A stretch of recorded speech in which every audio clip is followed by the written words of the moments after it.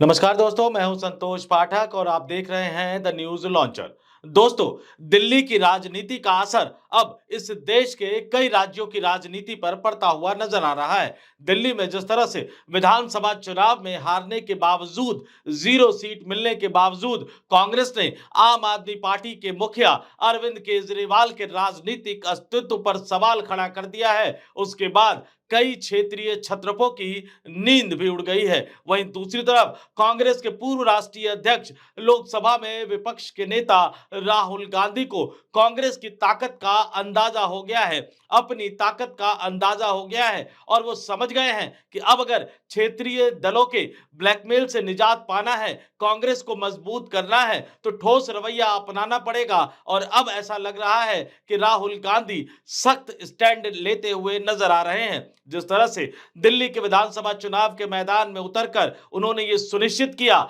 नई दिल्ली विधानसभा सीट से स्वर्गीय शीला दीक्षित के बेटे संदीप दीक्षित को विधानसभा चुनाव में उम्मीदवार बनाकर यह सुनिश्चित किया कि अरविंद केजरीवाल चुनाव न जीत पाए, अरविंद केजरीवाल की पार्टी दिल्ली में हार जाए और अरविंद केजरीवाल खुद अपनी विधानसभा सीट हार जाए। जिस तरह से राहुल गांधी ने यह सुनिश्चित किया कि अरविंद केजरीवाल घर बैठ जाए, अब उसी तरह की रणनीति, उसी तरह की राजनीति राहुल गांधी इस देश के एक बड़े राज्य बिहार में करने जा रहे हैं। जी हां, बिहार में जहां एक तरफ एनडीए है, नीतीश कुमार के नेतृत्व में मुख्यमंत्री है नीतीश कुमार, जो कई बार पाला इधर से उधर बदलते रहे हैं, वहीं दूसरी तरफ राष्ट्रीय जनता दल के नेतृत्व में महागठबंधन है, विपक्षी गठबंधन है, जिसमें कांग्रेस भी शामिल है। लेकिन राहुल गांधी को हमेशा इस बात का मलाल रहा है कि नीतीश कुमार जब भी राष्ट्रीय जनता दल की तरफ आना चाहते हैं, विपक्षी गठबंधन की तरफ आना चाहते हैं, तो लालू यादव आगे बढ़ चढ़कर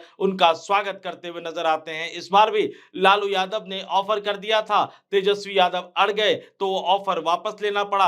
राहुल गांधी की मुलाकात हुई, वो राबड़ी देवी के आवास पर जाकर लालू यादव, तेजस्वी यादव, राबड़ी देवी तमाम लोगों से मिलकर आए और मोबाइल पर उन्होंने सोनिया गांधी से तमाम नेताओं की बात भी करवाई। और अब दिल्ली के जीत ने उन्हें इतना बड़ा हौसला दे दिया है कि उन्होंने सीधे सीधे राष्ट्रीय जनता दल के नेतृत्व यानी लालू यादव और तेजस्वी यादव को यह कह दिया है कि अब चचा को मत लाइएगा, नीतीश कुमार की परमानेंटली नो एंट्री लगा दीजिए, हमें नीतीश कुमार किसी भी हालत में मंजूर नहीं है।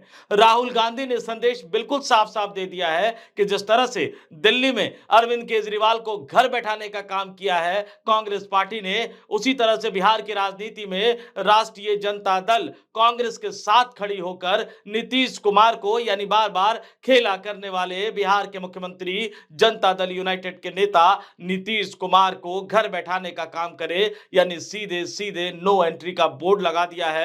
और यही वजह है कि नीतीश कुमार एक बार फिर से बौखला गए हैं। दोस्तों, बिहार की राजनीति में यह माना जाता है कि जब जब राष्ट्रीय जनता दल की तरफ से उन्हें नो कह दिया जाता है, नो एंट्री का बोर्ड दिखा दिया जाता है, तब तब नीतीश कुमार बौखला जाते हैं और उन्हें 2005 से पहले का बिहार याद आ जाता है। जब जब उन्हें संभावना लगती है कि वो जा सकते हैं, लालू यादव उन्हें बुला सकते हैं, तो चुप हो जाते हैं, खामोशी ओढ़ लेते हैं, खेला करने की खबरों को चलने देते हैं, छपने देते हैं। लेकिन जैसे ही वहां से ना का इशारा आता है, और इस बार तो ना के इशारे में राहुल गांधी की जिद भी शामिल हो गई है, तो जैसे ही लालू यादव के दरबार से ना का इशारा आया, नीतीश कुमार एक बार फिर बोलते हुए नजर आए, एक बार फिर से उन्हें 2005 के पहले वाला बिहार याद आ गया, एक बार फिर से उन्हें याद आ गया कि अटल बिहारी वाजपेयी की सरकार में मंत्री थे, अटल बिहारी वाजपेयी ने उन्हें बिहार का मुख्यमंत्री बनाया, और अब तो वो नरेंद्र मोदी के कामकाज को भी याद करने लगे हैं,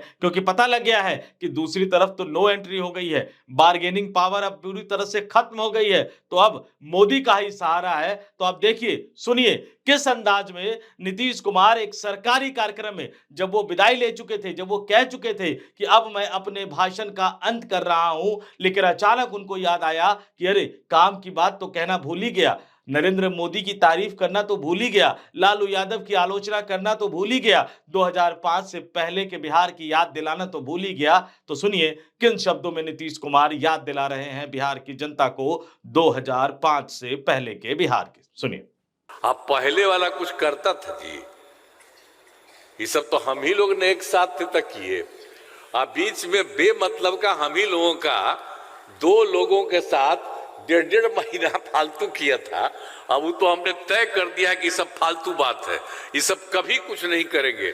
हम लोग जो आपस में एक साथ हैं, हम लोग निश्चित रूप से उन्हीं के साथ करेंगे। और शुरू में भी पटना में क्या हुआ था, जब 5 में आए थे तब बताते थे ना, शाम में कोई घर से बाहर निकलता था, आप बोलिए आप इतना होता है, कितना देर तक जाता है, 10 बजे 11 बजे तक लड़का लड़की सब लोग घूमते हैं। अब पहले कुछ नहीं था, तो जो पहले वाले लोग थे उन लोगों ने कुछ नहीं किया है, हम ही लोगों ने आपस में मिलकर के एक एक काम किया।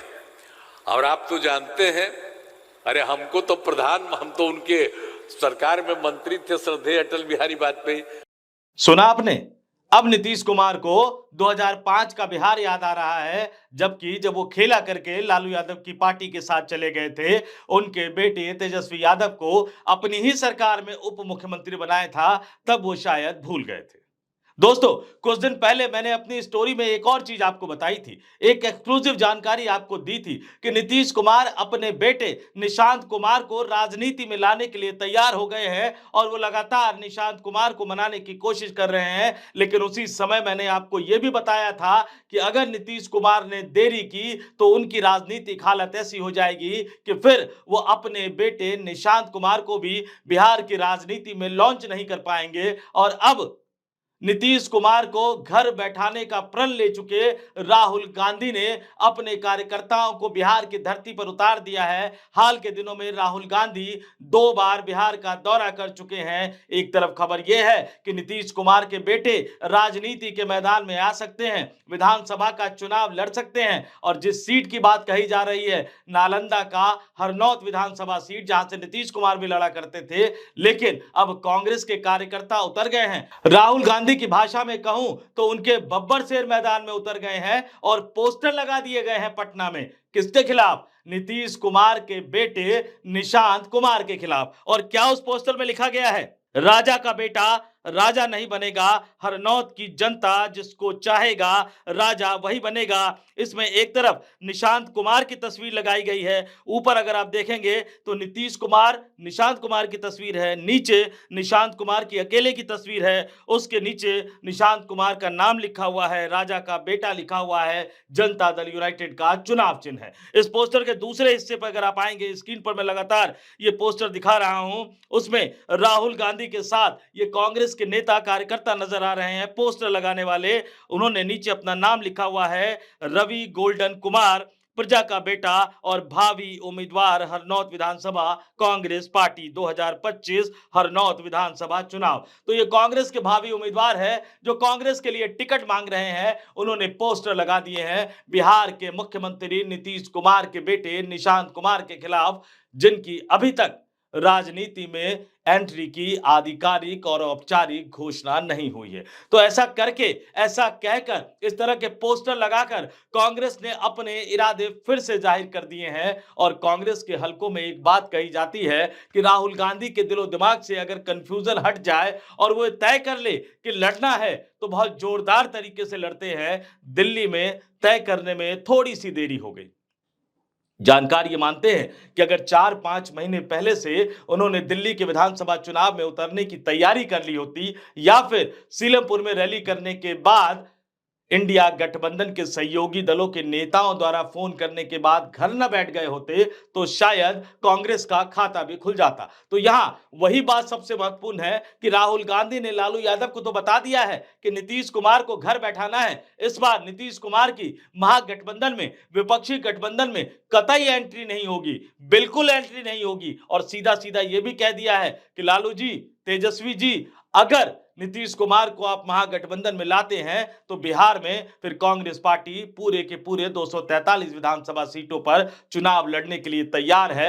लेकिन कांग्रेस पार्टी को अपने गठबंधन में नीतीश कुमार कतई मंजूर नहीं है। और यह बात बिल्कुल साफ साफ कही जा रही है कि अगर लालू यादव ने तैयारी शुरू कर दी विधानसभा चुनाव लड़ने की, कांग्रेस के साथ उम्मीदवारों के चयन की प्रक्रिया शुरू हो गई, अक्टूबर नवंबर में विधानसभा का चुनाव होना है, फरवरी का महीना चल रहा है, अगर मार्च से लेकर अप्रैल तक तमाम सीटों का बंटवारा हो जाए, मोटे तौर पर सार्वजनिक घोषणा ना हो, उम्मीदवारों का चयन एक तरह से अनऑफिशियल तरीके से हो जाए, तो निश्चित तौर पर इस बार का विधानसभा चुनाव, बिहार का विधानसभा चुनाव काफी रोचक होने जा रहा है। राष्ट्रीय जनता दल का अपना वोट बैंक तो मजबूत ही है, लेकिन कांग्रेस की प्लेयर के रूप में उभरेगी। राहुल गांधी जितनी ज्यादा ताकत से बिहार का दौरा करेंगे, बार-बार दौरा करेंगे, बिहार में चुनाव प्रचार करेंगे, बिहार में कांग्रेस के पुराने वोट बैंक को हासिल करने की कोशिश करेंगे, तो उसके बाद बिहार का राजनीतिक खेला, बिहार का विधानसभा चुनाव बहुत ही दिलचस्प हो जाएगा। नतीजा कुछ हद तक वैसा ही होगा जैसा दिल्ली में आया है और यही वजह है कि नीतीश कुमार की धड़कनें बढ़ गई है, नीतीश कुमार की घबराहट बढ़ गई है और जब-जब सुशासन बाबू की घबराहट बढ़ जाती है, उन्हें 2005 के पहले का बिहार याद आ जाता है। वो ये बताना भूल जाते हैं कि 2005 से 2025 आ गया है। 20 साल में बिहार को उन्होंने क्या-क्या दिया है? क्या पलायन रुक गया? क्या बेरोजगारी खत्म हो गई? क्या अपराध खत्म हो गया? क्या जंगल राज खत्म हो गया? क्या भ्रष्टाचार खत्म हो गया? क्या-क्या विकास उन्होंने किया? क्या-क्या सुशासन उन्होंने दिया? क्या विश्वविद्यालयों में समय पर परीक्षा होने लगी है? क्या विश्वविद्यालयों का कैलेंडर ठीक-ठाक हो गया है? ये तमाम ऐसे मुद्दे हैं जिनके बारे में जवाब देने से वो बचना चाहते हैं, क्योंकि सवाल पूछे जाते हैं तो फिर वो 2005 से पहले की याद दिलाते हैं और अगर लालू यादव के साथ होते हैं तो समाजवादी विचारधारा की बात करते हैं। इस वीडियो में फिलहाल इतना ही। मुझे यानी संतोष पाठक को दीजिए इजाजत। नमस्कार।